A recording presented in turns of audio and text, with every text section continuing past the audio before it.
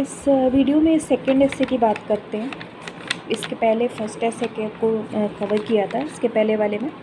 इसमें सेकंड एसे की बात करते हैं। तो मैंने जो अटेम्प्ट किया अपने पेपर में वो था ये सेकंड, भारतीय अर्थव्यवस्था में कृषि की भूमिका।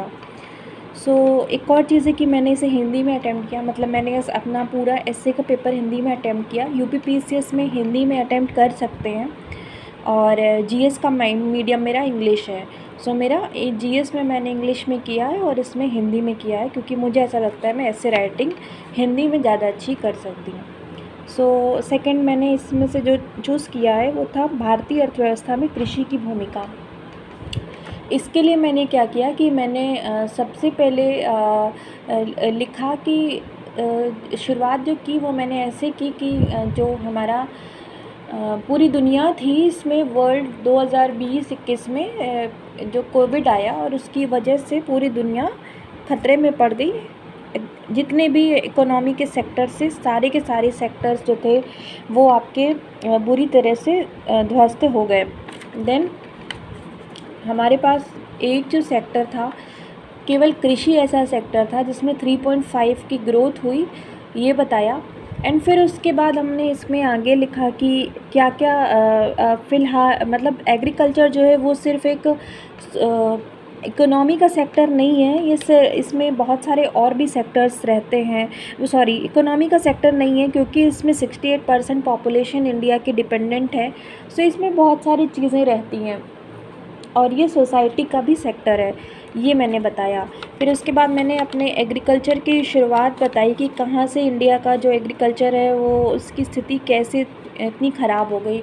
जैसे कि जो ब्रिटिश रिफॉर्म थे, ब्रिटिश जितने भी लैंड रिफॉर्म्स किए थे उन्होंने, जो लैंड सिस्टम रेवेन्यू का बनाया था, रिफॉर्म्स नहीं सॉरी, जो ब्रिटिश लैंड रेवेन्यू सिस्टम था, जमींदारी प्रथा, महालवाड़ी प्रथा, रैयतवाड़ी प्रथा, इनकी वजह से काफ़ी बुरी हाल हो गई थी हमारी कृषि की। और जब हमारे जो फोर फादर्स थे इंडिया के, जो इंडिपेंडेंस की जो शुरुआत हुई, जो हमारे फोर फादर्स थे, उन्हें एक काफ़ी ज़्यादा खस्ता हालत की कृषि मिलती है।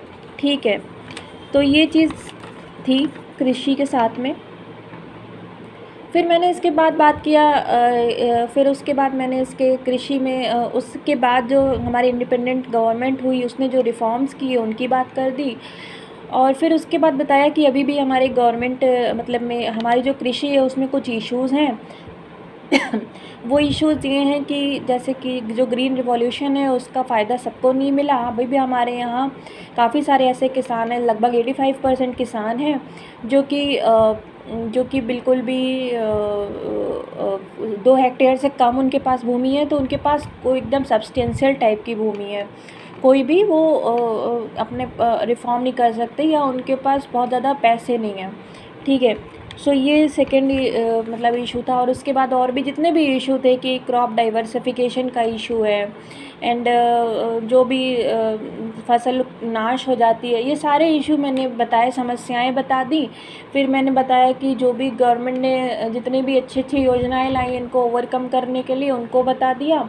जैसे कुसुम योजना है, पीएम कृषि सिंचाई योजना है, इन सारी योजनाओं की बात कर दी।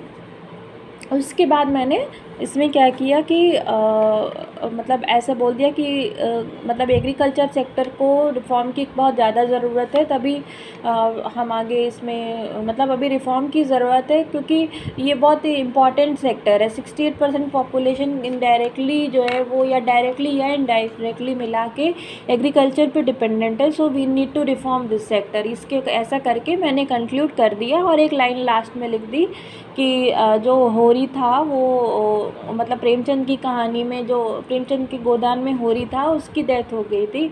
बट अभी वो ज़माना आ गया है कि हमें हमारा जो होरी है वो उसे पूरे सम्मान के साथ जीना होगा और अपने सारे सपनों को पूरा करना होगा।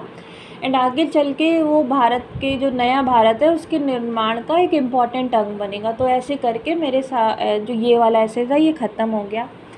तो इस ऐसे में मैंने एक भी कोट नहीं लिखा, क्योंकि मुझे एग्रीकल्चर रिलेटेड कुछ भी कोट मैंने तैयार नहीं किए थे। डेटा का यूज़ मैंने किया है, कहीं कहीं पे किया है, बहुत ज़्यादा डेटा का भी यूज़ नहीं किया है, और बाकी जितनी योजनाएं वगैरह सही लिखी हैं। बट मेरे को लगता है कि मेरा ये जो ऐसे था, ये पहले वाले ऐसे से थोड़ा कम अच्छा था, क्योंकि पहली बात मैंने बहुत ज़्यादा कोट या बहुत ज़्यादा डेटा नहीं यूज़ किया है, डेटा ठीक ठाक यूज़ किया है। बट अगर कवरेज की बात की जाए तो स्कीम, प्रॉब्लम, सॉल्यूशन सब बताए हैं।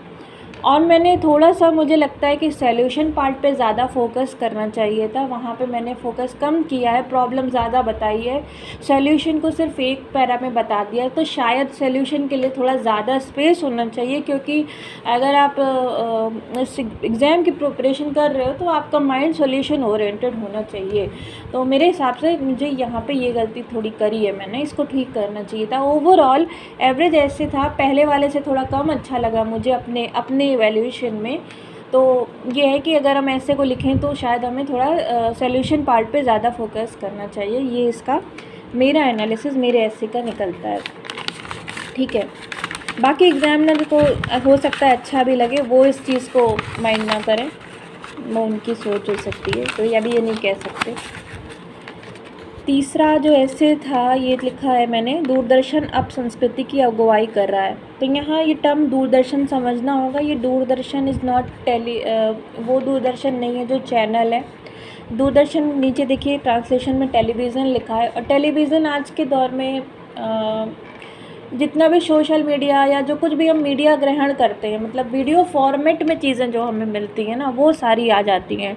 उसमें आपके ओवर द टॉप कंटेंट भी आते हैं, ओवर द टॉप जो भी रहता है, जितने भी ये क्या है, ये हॉट स्टार है, नेटफ्लिक्स हैं, ये सारी चीज़ें आती हैं। सो बेसिकली मैंने इस ऐसे के लिए थोड़ा ज़्यादा अलग चीज़ कुछ कर दी है, ऐसी चीज़ करी है जो यूजुअली लोग नहीं देखते हैं अपने एस्से में, या एग्ज़ामिनर को आदत नहीं होगी। मैंने अपने एस्से की शुरुआत करी है एक गाने से, 4 गाने लिखे हैं। पहला गाना लिखा है 4 बोतल वोडका काम मेरे रोज़ का। सेकंड वाला गाना लिखा है सेकंड वाला दारू दारू दारू उफ वाला गाना लिखा है। थर्ड मैंने लिखा है मुन्नी बदनाम हो गई डार्लिंग तेरे लिए। एंड फोर्थ वाला लिखा है शीला शीला की जवानी। 4 गाने मैंने ये लिख दिए हैं लाइन टू लाइन। और फिर मैंने ये लिखा है कि जो हमारे ये ऊपर के जो गाने हैं, इनमें नशाखोरी दिखता है, अभद्रता है, फूहड़ता है, फीमेल का ऑब्जेक्टिफिकेशन है। एंड उसके बाद इतनी ज़्यादा तब भी ये गाने इतने पॉपुलर हैं, हमारी युवा पीढ़ी के ज़बान पे चढ़े रहते हैं। तो ये जो मैंने अपने इंट्रोडक्शन की शुरुआत की है, मैं ये नहीं, मैं थोड़ा सा, मुझे अब लग रहा है, एग्ज़ाम देने के बाद लग रहा है कि मे बी एग्ज़ामिनर इस पे क्या सोचेगा, मतलब क्या उसकी थॉट प्रोसेस ऐसी तो नहीं लगेगी, क्या उसे ये बचकानी चीज़ लगेगी, मतलब उसे ये बचकानी हरकत लगेगी मेरी, या उसे लगेगा कि हाँ मैं कोई बात जो कह रही हूँ वो वास्तव में गहरी है एंड वो रिलेटेबल है एंड वो उस चीज़ को अप्रिशिएट करेगा। तो ये मैं बहुत श्योरिटी से नहीं कह सकती हूँ कि उसके ऊपर क्या इम्पैक्ट पड़ने वाला है मेरे एस्से का, ठीक है। पहली बात तो ये मैंने इस तरह की शुरुआत करी है, तो पता नहीं मुझे करना चाहिए फ्यूचर में कि नहीं, ये बात मैं रिज़ल्ट आएगा उसके बाद ही कह सकती हूँ कि मुझे ऐसे में कितने नंबर मिले हैं। उस रिज़ल्ट पे बता के ही मैं इसको बता पाऊँगी, ठीक है। फिर उसके बाद मैंने इन गानों को लिखा कि बताया कि अभद्रता वगैरह है इन गानों में, एंड आज का लेकिन जो मीडिया है वो ही इतना ज़्यादा इन चीज़ों को फैला रहा है। फिर उसके बाद मैंने लिखा कि आजकल जैसे इंडिया जो है उसमें सेकंड स्मार्टफ़ोन यूज़र हैं इंडिया में, तो सबके हाथ में फ़ोन है, तो मतलब एक्सेस हो गई है सबके हाथ में, इन चीज़ों की एक्सेस है और कंटेंट भी काफ़ी ज़्यादा मात्रा में आ रहा है। फिर मैंने लिखा कि इंडिया की जो पॉपुलेशन है, यूथ पॉपुलेशन है 20